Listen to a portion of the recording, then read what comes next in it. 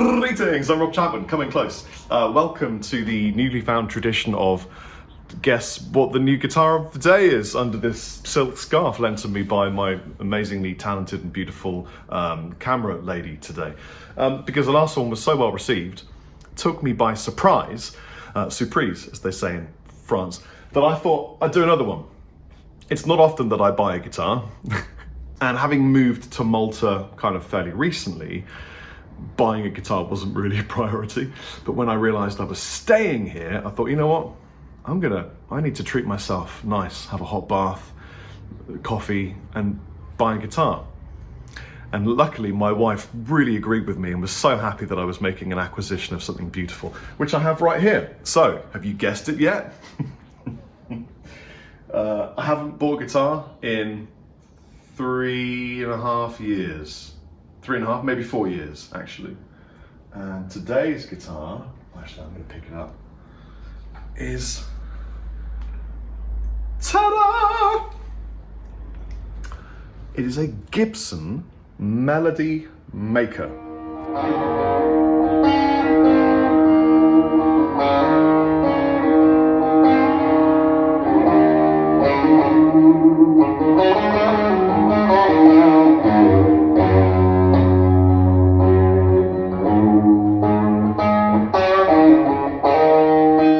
Now this isn't, it's a real one, but it's not like a proper authentic vintage. And I know that a bunch of you wonderful American chaps who I'll be seeing at the NAMM show coming up in a few weeks' time will all have real ones of these from the vintage years, and I'm jealous of you, quite frankly. But this is a 2008 reissue. The scarf has made it dusty at the dusty end. And as soon as I picked it up, I completely fell in love. I got it from Play Vintage in Nashar, Malta.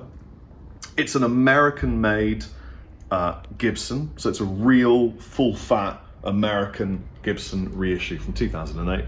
And something that I love, I know this headstock kind of divides opinion because it's a bit of an odd shape, and some people might say, well, it looks like a shovel or something. But actually, it's just a really quick, cheap and effective way of making a headstock, because you know the original Gibson headstock has the wings either side of this. Well, this is part of the neck CAD build, and they just didn't add the wings. So it's a quick and effective way of making a Gibson headstock.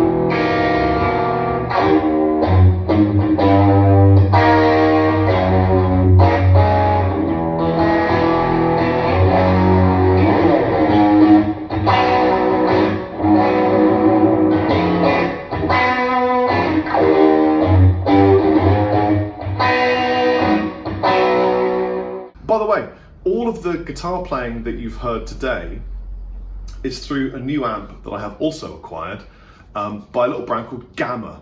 American dudes, again, are going to know about Gamma. Probably people in Europe won't have a clue. But I really, really like the authentic, crunchy blues sound, and it's got a wicked clean channel. And actually, I'm not going to show you, but I've sent it all the way down my hallway. And so the sound you're hearing is from my hallway, so that it's got real live reverb, because it didn't have reverb, and I like the sound of its crunch in a hallway. Now, what I don't know, actually I think I've just worked it out, but I think this came sort of slightly, you know, UTB under the bed relict, because you'll see there are some little tips of the hat to sort of relicking, and it's done all right. You know, it's not bad. A couple of bits here. That might just be something else, or it might be real wear and tear. But I think it's probably just pretend, because there's varnish on top of this thing.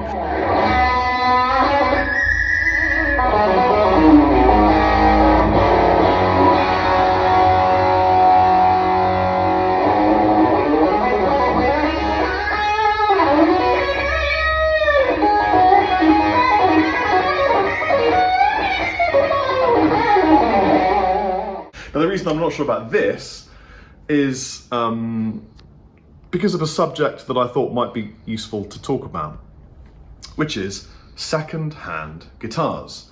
I have never really taken the time to chat to you people about second-hand guitars, in my opinion. This is a second-hand guitar. I think second-hand guitars are great. And I say that as a guy that owns a guitar company. And I obviously want to sell guitars, but they're great for a couple of reasons. Obviously, price is reduced. You know, if a guitar launches and it's not a massive brand, you'll often see the price come down a little bit and then you get yourself a bargain.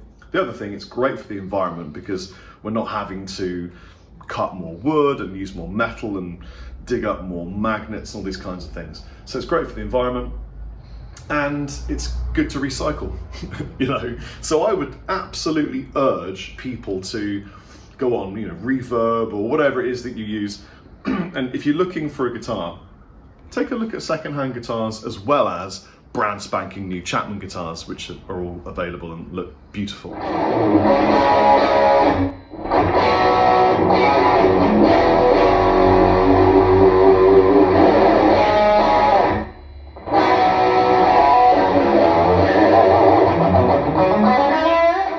Gibson Melody Maker, really simple, one tone, one volume.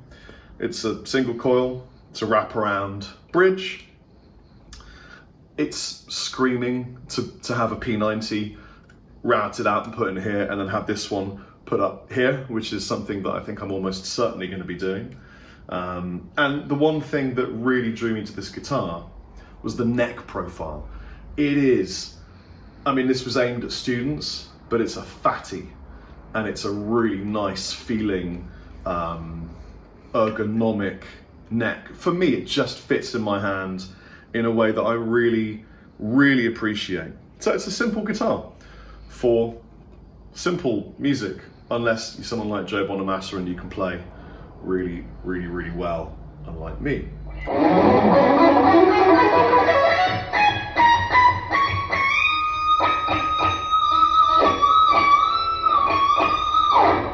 I have been Rob Chapman. This is the Gibson Melody Maker, made in America, 2008, before COVID existed, before Johnny Depp went to court, before anything, before I had children.